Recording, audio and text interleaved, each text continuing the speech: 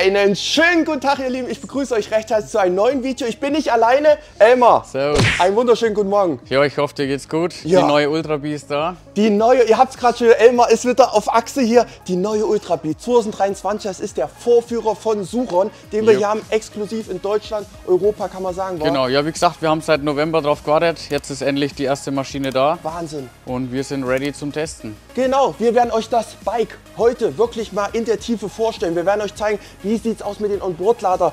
Das kann man ja auch hier integrieren in das Bike. Ich habe das selber jetzt hier vorbestellt. Im Mai bekomme ich meine Version. Deswegen freut es mich umso mehr, dass wir euch das heute zeigen können. Nach dem Intro geht's los.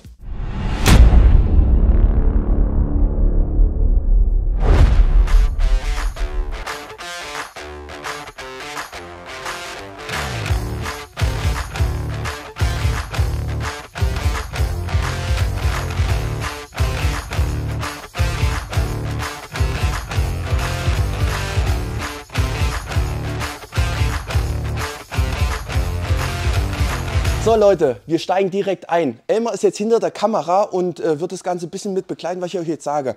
Suron, wie bin ich überhaupt damals auf Suron gekommen? Ganz einfach, Suron hat mir Rocco ein Video zugeschickt aus USA. Da ist diese Marke schon etabliert, das ist ein Hype ohne Ende. Nur in Deutschland, Europa irgendwie noch nicht so. Das ist jetzt unsere Aufgabe, dass wir das hier ein bisschen bekannt machen. Suron ist nämlich ein Hersteller, klar, aus China, aber hat eine Besonderheit. Und zwar ist, ich will fast sagen, Suron ähnlich wie Tesla. Von Grund auf wirklich eine komplette Neuentwicklung der Elektrotechnik für den Zweiradbereich. Das ist einfach sensationell, muss man so sagen. War immer nickt schon im Kopf. Ja. Das ist einfach krank. Alles, was ihr hier seht, abgesehen von den Batteriezellen, alles, was ihr hier seht, ist Eigenproduktion. In der Ultra Bee ist sogar jetzt auch das hintere, wie nennt man das, Elmar? Das Dämpferwerk. Genau, der Stoßdämpfer hinten ist einfach viel massiver. Leute, was wir euch einfach nur zeigen wollen, dieses Bike wirklich in der Tiefe. Ich habe sogar ein Maßband mit. Das heißt, mir ist auch immer wichtig, dass man mal ausmessen kann, wie ist die Sitzhöhe, wie ist die Lenkerbreite und so weiter. Ich bin 1,90 Meter, direkt schon mal vorne rein, 110 Kilo. Elmar, wie groß bist du? Ich bin 1,75 und wiege 60 Kilo. Super, das werden wir nachher auch beachten müssen, wenn wir die Sitzprobe machen. Jetzt fangen wir aber erstmal grundlegend an. Elmar, wie teuer ist das Bike hier eigentlich? Also das Bike kostet 7.490 €. Okay. Und wie gesagt, ist wahrscheinlich gegen Ende Mai oder Anfang Juni für die ersten Kunden verfügbar. Ja. Das ist jetzt der Vorführer und an sich ist an dem Bike alles gleich. Ja. Das Einzige, was noch nicht richtig ist, ist, dass hinten noch kein Sozius-Sitz ist. Das heißt, hier ist jetzt noch keine Sozius-Fußraste, aber hier wird noch eine Sozius... Die kommt hier unten dran, oder? Die kommt hier dann hin. Ah, okay. Das heißt, die wird noch kommen, aber an sich ist das Bike dann so auch schon zulassungsfähig und fertig zum Fahren. Thema Zulassung. Wir können das Bike nicht mit einem, wie mit den Lightbee, mit einem Autoführerschein fahren, oder? Richtig, du brauchst hier den A1 oder den 125er Schein. Ja. Oder wenn du 5 Jahre den Autoschein hast, kannst du diese B196 Erweiterung machen für ca. 800 € und dauert 2-3 Wochen. Dann kann das eigentlich auch jeder Autofahrer fahren. Der Vorteil ist aber an der ganzen Geschichte im Vergleich zur Lightbee, dass wir hier auch die THG-Prämie beantragen können. Richtig. Das bedeutet, ihr könnt euch das Bike eigentlich noch mitfinanzieren, bis 2030 auf jeden Fall. Das heißt, jedes Jahr bekommt ihr eine THG-Prämie. Nutzt gerne unten den Link. Wir arbeiten mit Geld für E-Auto zusammen. Ihr wisst da Bescheid. Da bekommt ihr auch die maximale Prämie. Nehmt die Risikoprämie, empfehle ich euch einfach so unter uns, die sagt. Und dann erhaltet ihr ordentlich noch Geld. Das geht dann bis zu 400 €. Also ich glaube, dieses Jahr ist Risiko 380 €, was ihr euch dann im Prinzip das Bike finanzieren könnt mit. Genau. Zumindest mal für Versicherungen und so. Wie teuer ist denn hier eigentlich die Versicherung, Elmar? Also hier bist du wieder wie beim letzten Mal zwischen 60 und 160 €, je nachdem ob Haftpflicht oder Teilkasko. Ja, genau. Krass. Elmar, pass auf, wir wechseln jetzt die Kamera. Wir fangen vorne an und zeigen euch einfach mal ein bisschen im Detail das Bike. Elmar kennt sich aus. Du bist wie lange schon bei... Warum vertreibst du hier eigentlich Suron? Du bist ja hier ein richtiger Händler. Genau, wie gesagt, wir sind eigentlich Elektromobilitätshändler, aber Suron hat einfach so in mein Auge... hat einfach meine Augen blitzen lassen und deswegen habe ich mich dann entschieden, mich auf Suron zu konzentrieren. Ja. Das Licht ist schon aus. Was ist jetzt passiert? Was ist jetzt passiert? Blackout! Leute, wir haben Blackout! Elmar hat gerade versucht, das Licht wieder zum Laufen zu bringen. Es funktioniert aber nicht. Müssen wir nachher mal in Ruhe gucken. Wir machen jetzt trotzdem weiter mit dem Review. Man sieht es ja trotzdem gut, das Bike. Elmar, wir fangen vorne an. Ganz langsam, gucken erstmal, was sind das überhaupt für Reifen hier? Genau, also wie gesagt, ihr habt wieder 19 Zoll, wie bei der Lightbee, nur etwas massiver und größere Reifen. Ja. Was auch eine der größten Änderungen ist, ist jetzt die große Bremse. Also da kann sich wirklich keiner mehr beschweren, das Ding bremst 1A. Wahnsinn. Warte mal, die Reifengröße, was haben wir hier vorne? 80, 100er, hä? Genau, 80, 100er. Man kann natürlich auch mehr reinmachen, weil man hat hier noch ein bisschen Platz. Ja. Das stimmt. Ihr seht ihr hier, also meinst du, kann man irgendwann auch einen breiteren Reifen dran bauen? Ja, sicher. Wir haben schon ein paar Videos gesehen, die haben hinten und vorne breitere Reifen drinnen. Kann man gern reinschneiden, wenn ihr wollt. Okay, und Bremsscheibe ist einseitig nur. Reicht das? Was denkst du? Ja, vollkommen. Also wie gesagt, die Endgeschwindigkeit sind jetzt 90 km/h eingetragen. Ja. Und ja, die Bremse ist wirklich enorm im Gegensatz zu der alten Lightbee-Bremse. Und das Ding wiegt ja trotzdem nur 85 Kilo. Ja. Und das bringt das Ding auf jeden Fall zum Stehen. Wahnsinn, weil wir haben ja auch einen Dämpfer, wa? Genau. Ist aber ein größerer als bei der Lightbee. Richtig. Also aber ein kleiner als bei der Stormbee, wa? Genau, das ist eine neue Gabel. Die ist auf jeden Fall viel massiver. Ihr habt wieder Einstellmöglichkeiten, du hast eine Kompression und Rebound. Ja, guck mal gleich immer schön langsam. Genau. Wir haben Zeit. Wie sieht es aus mit dem Licht hier vorne? Das ist LED-Licht oder was? Genau, das ist wieder ein neues Licht von Suron. Ja. Ich kann mal den Schlüssel reintun. Machen wir es mal an. Wo machst du den Schlüssel rein? Hier, oben? ganz normal Zündschloss. Okay. Und kannst du mal einen Blinker anmachen oder so? Jo, mach mal. Oh, das ist neu. Das ist neu. Das sind jetzt 3 Dots, 3 Punkte. Das war früher nicht so. Kann ich dir gerade nicht sagen. Doch, das war früher bei der Lightbee, Okay. war es eine Leiste und bei der Stormbee auch. Hier haben Gut sie jetzt zu geändert. wissen, ne? Ja, das heißt, ihr habt hier auch vernünftiges Licht. Fernlicht ist auch dabei, ganz klar. Und ich finde, das muss ich jetzt echt so sagen, Elmar, ich finde es sehr cool, wenn wir jetzt hier von der Seite mal gucken, dass das Licht so integriert ist, weißt du?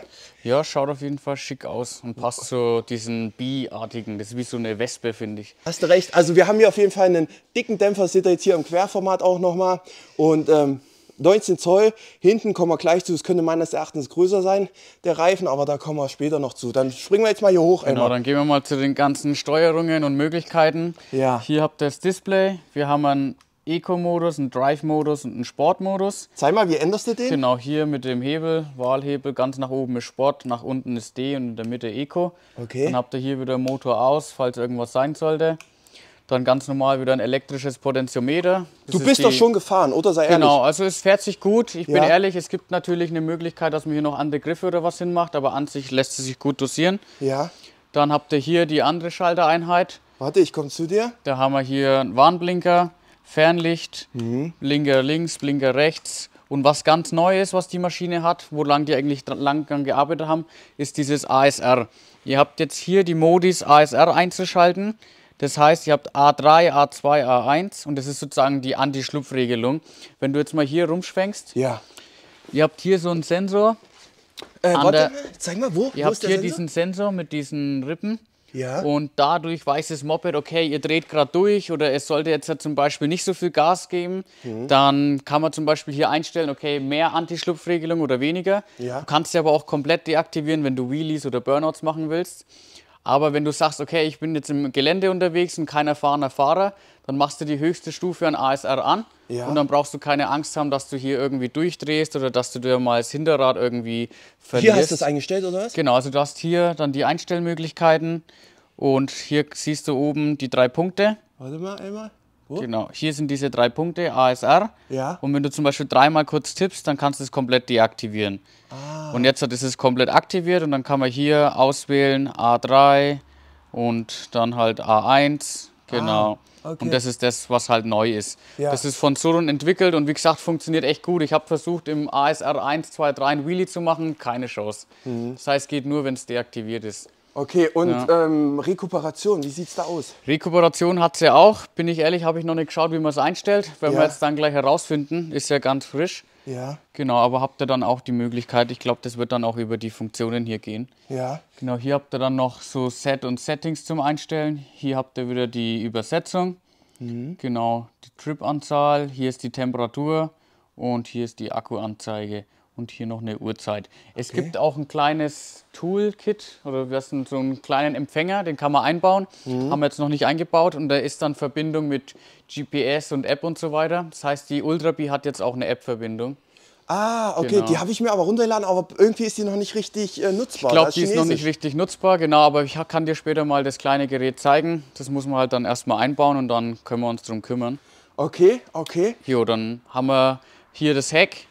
Das Ja. ist jetzt halt nicht original, wir haben das schon umgebaut, weil uns hat es nicht so gefallen. Wir haben das Ja. jetzt ein bisschen kürzer gemacht und nach hinten versetzt. Ja. Genau, ist jetzt noch provisorisch, aber wir werden auf jeden Fall noch einen kurzen Kennzeichenhalter rausbringen. Hier habt ihr das Leichtkraftrad-Kennzeichen. Wir haben jetzt eine E-Nummer drauf.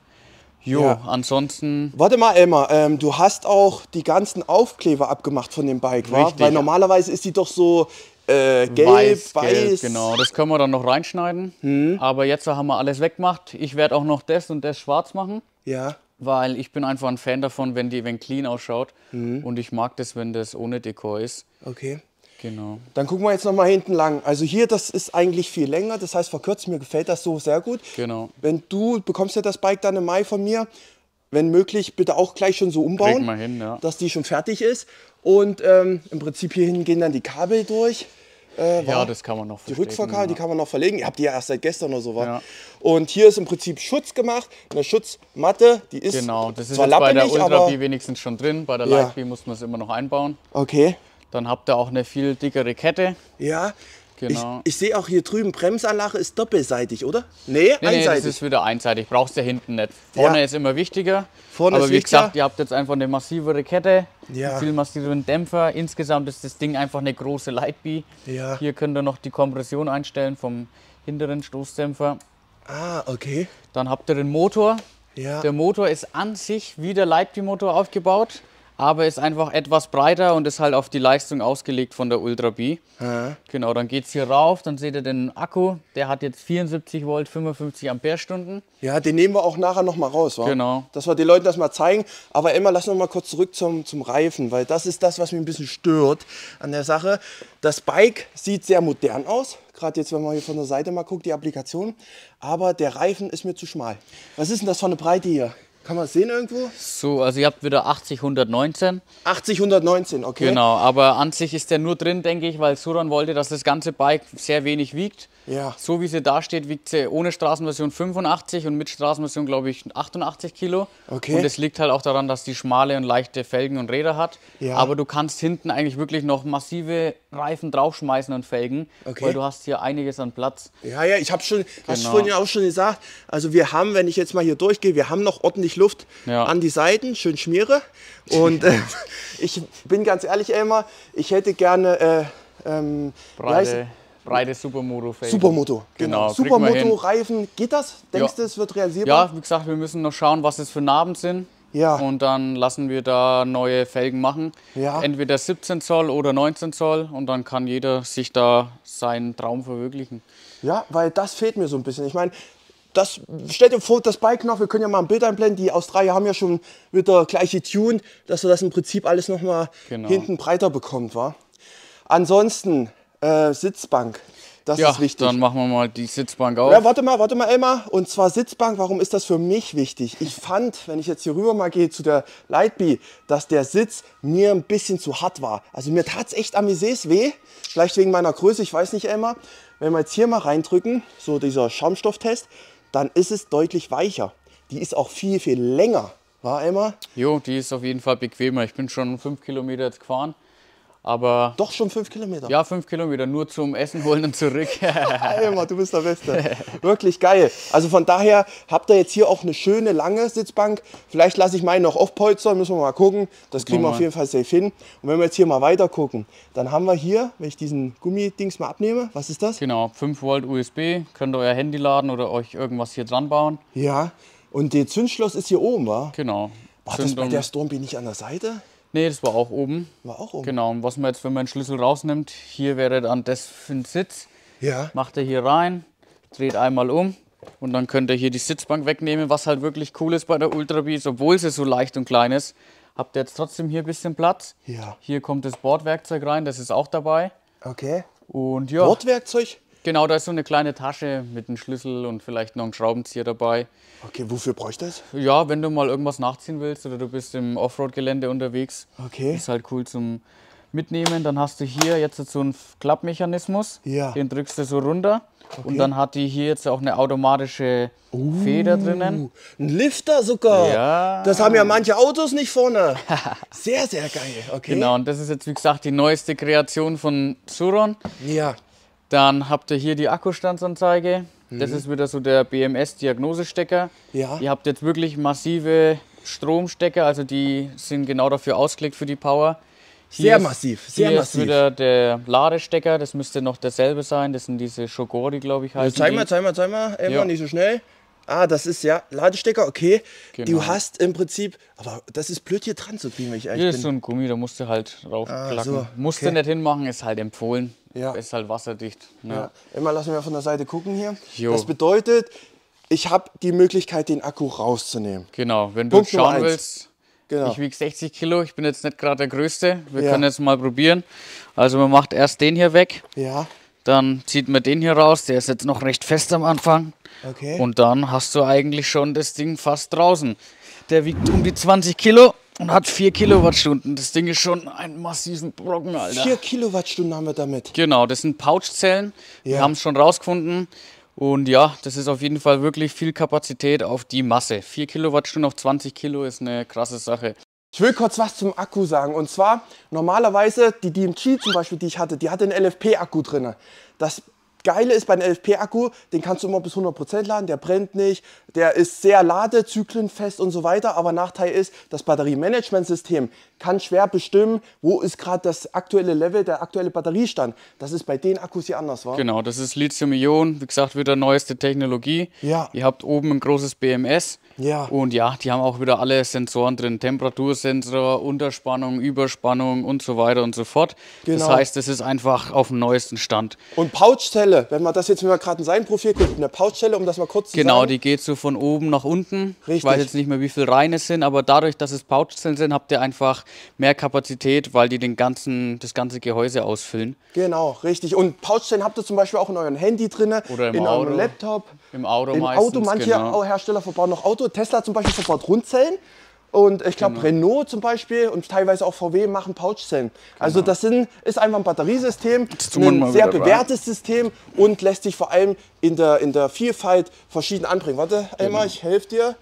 So, ja, das ist halt alles sehr neu, muss man echt sagen. Ja. Aber gerade im Winter, weißt du, wenn da draußen steht das Bike oder im Hof, ist es nicht schlecht, wenn man den mit reinnehmen kann, oder Elmar? Was sagst Genau. du? Wie gesagt, ist einfach cool, dass es auch eine kleinere Person schafft. Meine Mechanikerin, die wiegt 47 Kilo Ja. und die hat den auch schon rausbekommen. Also es ist wirklich kein großes Hindernis, den rauszutun. Und du hast gesagt, 4 Kilowattstunden haben wir hier verbaut, war? Genau, ihr habt 74 Volt, 55 Ampere-Stunden. Ja. Was denkst du, ist die reale Reichweite? Haben wir noch nicht getestet, ich bin ja erst 5 Kilometer gefahren. Aber ich meine, wenn die angeben, es sind 100 Kilometer circa Ja. bei 45 km/h, dann nehme ich immer so den Durchschnittswert von 60, 70 Kilometer, wie bei der Stormby. Also denkst du 60, 70 Kilometer auf jeden Fall Ich real? denke, 60 Kilometer sollten auf jeden Fall immer drin sein, ja. Ja, da bin ich sehr gespannt.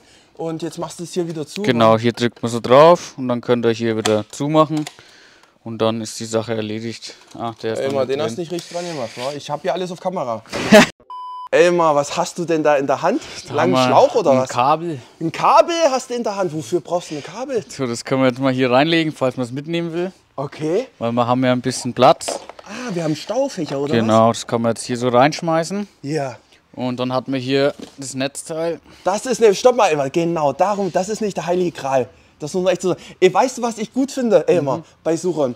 Diese Detailverliebtheit. Das heißt, Das du hast stimmt. immer mal... Du hast da auch mal hier einen Griff und einen überall Griff. Suron-Details. Genau, da steht über Magneten. Suron, Das ist Magneten. echt schön gemacht. Ja. Das haben die echt gut gemacht. Das Ladegerät, können wir gleich drüber sprechen. Der Akku Jo. hat 4 Kilowattstunden. Wie lange muss es laden? Also es hat 12 Ampere und der Akku hat 55 Ampere-Stunden, also brauchst du so um die 4 Stunden. 4 Stunden. Genau. Aber jetzt kommt das Besondere im Vergleich zur Lightbee und auch zur Stormbee. Nämlich, das ist ein Onboard-Lader. Den kann man mitnehmen. Richtig, du hast jetzt endlich hier ein bisschen Platz. Ja. Und dann kannst du das Kabel hier auch wieder reinschmeißen. Ja. Und dann legst du das Ding einfach hier so in diese Mulde rein. Ja. Am besten noch dieses fette Ding raustun. Das ist jetzt, Und dann- ehrlich, müssen wir ehrlich sagen, das erste Mal, dass wir das Aber das reinlegen. passt auf jeden Fall rein. Und jetzt müsste das Sattel schon drauf gehen. 6,5 Stunden später. Ja, schau mal. Wenn man einmal checkt, wie es funktioniert, dann... Ja, man muss einmal raus haben, war Emma. Ja. Wir haben jetzt hier mal nochmal in der Anleitung geguckt, wie es sein soll. Carrying the Charge. Und hier unten nochmal, wie es ist. Das ist nämlich Onboard Charger. Das heißt, man muss das Kabel dann hier raushängen und dann hinten geht dann im Prinzip das andere rein. Das wollen wir Genau, jetzt jetzt mal habe ich es zeigen. auch mal reingelegt. Ja, Und dann kann man das Kabel hier so hinterlegen. ja. Und Und das dann- andere ist hier drinnen dann, war unten Genau. drüber. Und jetzt müsste auch der Sitz zugehen. Jetzt macht Sinn, Leute. Genau. Ja, das ist ja gerade geil mit dem Video, dass Ja. man auch mal zeigt. Jetzt hast du es. Elmar, komm, gib mir 5. Tipptopp. Geht's jetzt mal um den Elektromotor. Ist wieder, weil ich sage, das Filigrane, dass hier auch Suron eingraviert ist und so. Das ist schon sehr geil. Elmar, Jo. Wie viel Dauerleistung hat Also die? der neue Motor hat jetzt 6 kW Dauerleistung Ja. und Maxleistung 12,5. Das heißt, immer wenn du Vollgas gibst und beschleunigst für eine kurze Zeit, dann, das ist an sich der Lightbeam-Motor, Okay. etwas größer und breiter. Ja. Ich glaube, wir haben mal gemessen, ich glaube, der hat 3-4 cm mehr. Und ja, ist halt einfach wieder eine neue Entwicklung von Soron und perfekt für das Bike abgestimmt. Nicht zu schwer und trotzdem genug Leistung. Ja. Wir haben schon mitbekommen, dass eBMX aus Australien Ja. schon ein bisschen getunt hat. Und Okay. die konnten aus dem Ding auch schon 25 kW rausholen. Das Santa heißt, Maria, 25 kW? ja, das heißt, da geht noch was. Ich werde auch was probieren. Also wir haben auch schon ein paar Projekte vor. Mal gucken, was möglich ist. Okay, ich bin sehr gespannt. Was mich hier ein bisschen stört, kann ich auch ehrlich sagen, sind zwei Faktoren. Erstens das Hinterrad, das habe ich dir ja schon gesagt. Genau. Und die zweite Sache ist im Prinzip die Höchstgeschwindigkeit. Wir sind mit der Stormby, also die größte Version von Soron, sind wir bei 110. Genau. 110. Mit der sind wir bei 90 km/h. Ich hätte halt auch so gerne mal die Dreistelle, also dass wir mal 100 fahren können. Wisst ihr, was ich meine? Können wir schon machen, aber wie gesagt, es geht auf die Beschleunigung. Ja. Müssten wir jetzt ein kleineres Ritzel hinmachen, dann kannst du bestimmt auch 110 fahren. Ja. Was haben wir hier für ein Ritzel? Habe ich jetzt noch nicht geschaut, das sind 46. Ja. Und ich denke, wenn du einen 36er hast, fährst du bestimmt 110. Also das ist nicht das Problem. Okay. Aber ich meine, du willst ja eine Mischung aus guter Beschleunigung in der Stadt Ja. und dass du über Land halt auch mal ein bisschen die Autos überholen kannst. Genau. Muss man halt darum schauen, geht's. was man möchte. Ja. Ja, also ich würde auf Beschleunigung verzichten ein bisschen, dafür aber, dass das Topspeed noch ein bisschen höher wird. Das geht ja übers Ritze. Und genau, da haben wir über Motor gesprochen. Der Dämpfer hinten, ich weiß nicht, ob ich schon gesagt habe, das ist eine Eigenproduktion, wa? Genau, das ist jetzt wieder von Soron ein neuer Dämpfer für das Bike. Ja. Aber wie gesagt, Soron produziert mit KKE. Das heißt, es ist schon von einer anderen Marke, aber Ja. KKE und Soron arbeiten zusammen. Okay, man hat schon einen guten Punkt. Wir müssen noch die andere Seite zeigen. Genau, das ist wieder wie aufgebaut bei der Lightbee. Mhm. Ihr habt hier einen Primärriemen, das ist sozusagen das Umlenkgetriebe. Ja. Und das geht hier auf den Riemen und dann rüber zur Kette. Und dann habt ihr hier wieder ein kleines Kettenrad.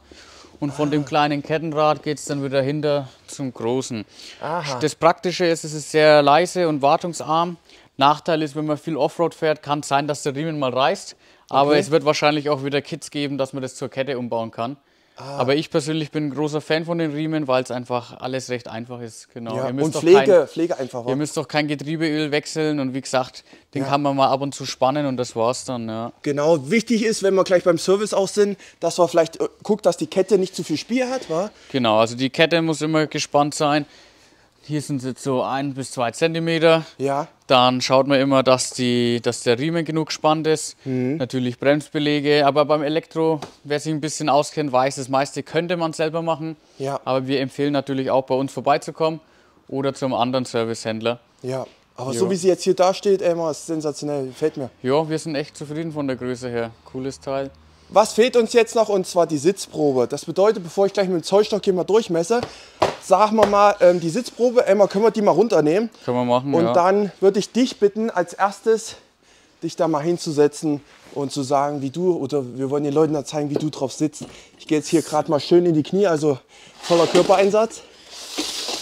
Das ist jetzt die normale Fahrhöhe. Oder ich bin 1,75 Ja. und das ist jetzt halt meine Sitzposition. Ich glaube, der Sitz hat 91 cm. Ich hocke eigentlich echt gut drauf. Das heißt, wenn man jetzt noch ein wenig kleiner ist, kommt man so auf Zehenspitzen. Meine Mechanikerin ist 1,65. Jo, das heißt, kann eigentlich jeder bis 1,60 bis 2 Meter, würde ich sagen, kann da drauf hocken. Kannst du mal bitte deinen Fuß aufs Pedal machen und deine Hände ans Lenkrad, nur dass wir hier mal von der Seite gucken. Jo. Und da seht ihr auch, also das ist schon eine andere Nummer als wie die Lightbee. Das Absolut ist sensationell. der große Bruder, ja. Ja, ist echt der große Bruder. Wir tauschen mal die Plätze. Gerne. Das heißt, ich setze mich jetzt mal drauf. So, ich bin 1,90 Meter, hatte ich ja eingangs schon gesagt, Ständer nach oben. Erstmal so, wie ich jetzt hier stehe. Seht ihr, es ist genau eigentlich fast meine Hüfte, kann man sagen. Jetzt setze ich mich mal drauf und ich habe gerade zu Elmar schon gesagt, es sitzt sich einfach perfekt. Der Sitz ist weicher und wenn ich jetzt hier mal so positioniere, ich im Prinzip in meiner Größe, es ist eine schöne Höhe einfach vom Lenker auch, wie ich hier sitze und es ist deutlich erwachsener als wie die Lightbee. Kann ich jetzt nicht anders sagen. Ja. Wenn ich das schaut jetzt echt hier mal cool so aus. schwenke, oder Elmar, was sagst du? Ja. Sitze ich gut drauf? Schaut nicht mehr aus wie der Affe auf dem Schleifstein. Sieht nicht mehr aus wie der Affe auf dem Schleifstein. Also von daher wisst ihr auch Bescheid. Es ist jetzt auch endlich für größere Leute da, die jetzt auch keine 10.000 Euro für die Stormby ausgeben wollen, muss man auch sagen. Genau, und das ist genau die Mitte, wie wir schon gesagt haben. Ja. Was holst du denn da für ein Kofferchen? Weihnachten. Weihnachten, genau Leute. Wir wollen nämlich noch über den Controller sprechen. Genau, also das ist jetzt der neue Suron Ultra B Controller. Also der Controller, nur um das festzuhalten für die Laien, das ist der hier, oder was? Genau, das ist hier ein FOC-Controller. Ja. Der läuft jetzt auf der Spannung von 74 Volt, weil der Akku halt so viel abgibt. Ja. 3 Phasen und der hat jetzt auch dieses ASR, das heißt diese Anti-Schlupfregelung, dass das Hinterrad nicht durchdreht und dass man auch, wie gesagt, wenn man sagt, man will keine Wheelies machen. Ja. Und ja, der bringt jetzt, wie gesagt, Maxleistung 12,5 kW. Aber da wir ja hier schon wieder lustig sind Ja, zeig mal. und Projekte planen. Ist das diese australische Firma? Genau, das ist die IBMX-Firma. Die Teile findet ihr auf dem Shop. Bei dir, Und oder was? genau, das sind die Okay, ganzen verlinke ich unten. IBMX-Teile drin. Ja. Hier ist die Anleitung und App. Und das Geniale an dem Ding ist, der Controller kann bis zu 900 Ampere Phasenstrom, hat 3 Kilo. Und unser Plan ist es, den hier anzuschließen. Wir werden wahrscheinlich auch noch ein bisschen den Akku modifizieren. Und dann haben die Australier hier schon 25 kW rausgeholt. Nein. Und ich denke, wir werden auch noch mehr rausholen können. Aber natürlich dann ist es eher ein Projekt und nicht mehr so für die Straße gedacht. Nein, das ist dann ohne Straßenzulassung, war das Ganze Genau. muss ganz klar sein. Aber sieht schon sehr hochwertig aus, das Teil. Der Controller ist im Prinzip hier luftgekühlt. Wa? Genau, Wenn man und das mal ist zeigt. einfach so die krasseste Technik derzeit. Ja. Der läuft VESC basiert, falls es schon mal jemand gehört hat. Das ist so ein Open Source Tool und da kann man fast alle Datenpunkte auf einer App oder am Computer ändern. Das heißt, dann kann man dann rumspielen, wie man möchte. Ja. Und da lässt sich noch einiges rausholen. Ja, Okay, also meinst du, dass dieser Motor ist mehr als die nur 6 kW Dauerleistung? ja, wir haben ja die Erfahrung vom Lightbeam Motor. Ja. Also vom Lightbeam Motor, der hat ja von Haus aus 2 kW Nennleistung und 6 kW Maxleistung. Ja. Und aus dem haben wir auch schon bis zu 18 kW rausholen können. Okay. Natürlich nicht auf Dauer, aber ich meine, es fahren viele schon seit 1, 2 Jahren mit 14 kW rum. Und dann sollten hier 25 kW eigentlich auch kein Problem sein. Aber wir werden es auf jeden Fall erst noch testen und Ja. dann werden wir berichten. Ja. Genau, finde ich, das meine ich. Deswegen habe ich auch gesagt, ich nehme die Ultra B, weil ich mir vorstelle, dass es deutlich mehr Spielereien geben wird, als wie für die Stormby.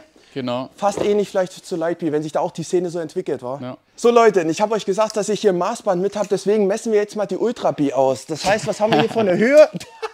Nee, Leute, wir müssen hier rüber und zwar, was sind die konkreten Maße? Das ist einfach wichtig. Wenn ich was kaufe, was nicht gerade günstig ist, möchte ich natürlich die maximale Anzahl an Daten haben. Deswegen nehmen wir jetzt hier das Maßband und liefern die euch. So, wir gehen jetzt mal hier hin, gehen die Mitte der Sitzbank, sind wir ungefähr exakt bei 91 cm. Wir gehen jetzt mal hier hinten hin, wie sagt Rocco immer, das Schiffchen. Das ist dann hier hinten bei 95 cm. Und hier ganz vorne, auch 95 sehe ich gerade. Genau. Auch 95 cm. Das heißt, das ist der tiefste Punkt hier. Da messen wir jetzt, zeigen wir den Leuten mal, was die Lenkerspanne ist. Und zwar, kannst du auch hier mal filmen, da können die das auch gleich live sehen. Und zwar ist die Lenkerspanne hier unten 82 cm. Siehst du das? Ja, sieht man. 82 cm Breite. Und welche Höhe hat der Lenker, Elmar? Werden wir gleich sehen. Ich federe mal aus, sind hier definitiv 100, ja in der Mitte ungefähr 111 bis 114 cm. Genau, und das kann man natürlich wieder erhöhen mit Rise-Lenkern. Meinst Oder du? man kann es natürlich erniedrigen. Ja, wie wir hier auch haben. Dann haben wir hier einen 5 oder 7 cm Rise. Das ist bei der Ultra B auch kein Problem. Du denkst, man kann den noch hier... Ja, sicher. Schau mal, wenn du hier schaust, ich denke, das sind vielleicht 4 oder 5 cm. Du kannst auch noch einen viel krasseren Rise-Lenker reinbauen. Das ist kein Kann ich das Problem. bei dir bestellen? Das können wir gerne dann nachschauen. Müssen wir gucken, welche Größe du willst. Ein bisschen, ich sag mal, warte, ich stecke das mal hier professionell. Ich bin ja Bauarbeiter, ich stecke das mir hier an. Ich könnte mir vorstellen, dass wenn ich ihn hier ungefähr habe oder vielleicht so hier. Bisschen höher, das ist bisschen schöner, höher, ja. schöner, ja. Es ist so in Ordnung, keine Frage, Ja. aber man kann... Oh, Nee, das kriegen wir hin. weißt du, was ich meine? So, was wollen die Leute noch wissen? Die Breite vom Bike, komm, Elmar, komm mal her. Und wieder zurück. Genau, komm mal hier runter. Wir messen mal hier den Korpus, wie breit der ist. An der breitsten Stelle hier vorne ist das nur 24 cm. Krass. Ist nicht Ja, breit. wie gesagt, die ist sehr schmal. Das ist auch cool für Camper. Wenn Leute jetzt irgendwie das Moped im Wohnmobil in der Garage mitnehmen wollen. Ja. Das breiteste ist natürlich der Lenker, den kann man aber auch notfalls abmontieren. Also sag mal, angeklappte Dings, bist du auch nur, wenn breiteste Stelle 25 cm hier im Korpus. Ja. Kannst du dir mal zeigen hier? Guck mal. Warte mal, so. Sag mal, 22 mit angeklappt bist, gleich bei 25 cm. Genau, wie gesagt, an sich ein komplett schmales Bike. Ja, krass, Alter, das hätte ich jetzt nicht gedacht. Ich kann es ja mal von hinten filmen. Ja, wie sieht es von hinten aus? Ich gehe mal ein bisschen vor. Also es rollt sich Also, aussehen. wie gesagt, mit den Reifen schaut die wirklich sehr, sehr schmal aus. Es ist ein bisschen spielzeugmäßig, wa? Genau, aber da kann man ja noch ein wenig rum. Da findet man eine Alternative, oder? Was sagst du? Ja. Wir messen den Dämpfer mal noch, wie lang der Dämpfer ist, weißt du? Weil ich finde ihn irgendwie ultra lang. Du meinst die Gabel? Ja. Die Gabel, genau. Ich finde die irgendwie ultra lang, wenn ich ehrlich bin. Alles messen. Da sind wir, ja, 86 cm. Jo. Leute, 86 cm der Dämpfer. Schon wuchtig. 19 Zoll haben wir drauf. Und für alle die, wo sagen, okay, ich bin jetzt zum Beispiel kleiner als 1,65, wir haben auch schon gesehen, man kann zum Beispiel die Gabelholme vielleicht ein bisschen weiter hochsetzen. Oder was man machen kann, ist dann natürlich auf 17 Zoll wechseln. Dann habt ihr komplette niedrigere Sitzhöhe. Ich denke, dann seid ihr so bei 80 oder 85 cm. Ja, was hast du hier mit deinem Aftermarket-Kennzeichenhalter? Bist du bei einer Höhe von 94 cm. Kennzeichen hat jetzt den niedrigsten Punkt 79 bis 90. Jo. Eimer, was willst du mehr? Ich bin überwältigt. Ich liebe es. Ich bin zuversichtlich, dass das Bike auch für mich dann eine Sensation wird. Einfach, ich freue mich drauf. Und in diesem Sinne, ihr könnt das Bike bei Elmar bestellen, im Shop. Natürlich habe ich auch mit Elmar gerade wieder stark verhandelt. Hier im Schwitzkasten und so. Wir machen für euch auch einen Community-Rabatt. Das bedeutet mit dem Code EFieber200, den blende ich euch gerade mal ein. Gibt es auch für die Lightbee ein, für die Ultra Bee und für die Storm Bee, wa? Genau. Die da draußen. Wenn ihr den anwendet, dann kriegt ihr Rabatt. Richtig. Seht ihr auch gerade wie viel. Also es ist wirklich sensationell, muss man echt so sagen, Elmar. Und ich denke, die Community, die Suchern-Community wird dieses Jahr wachsen. Mit diesem Bike sowieso. Glaube ich auch. Also von daher, Elmar, vielen, vielen Dank. Jo. Halt die Ohren steif. Und videotechnisch, warte Elmar, videotechnisch, wie sieht es da aus? Wir werden euch jetzt auch noch ein Fahrvideo drehen. Das kommt separat, weil ich glaube, das Video war jetzt einfach zu lang. Und wir machen jetzt nochmal einen Größenvergleich Lightbee zu Ultra Bee. Bis dann.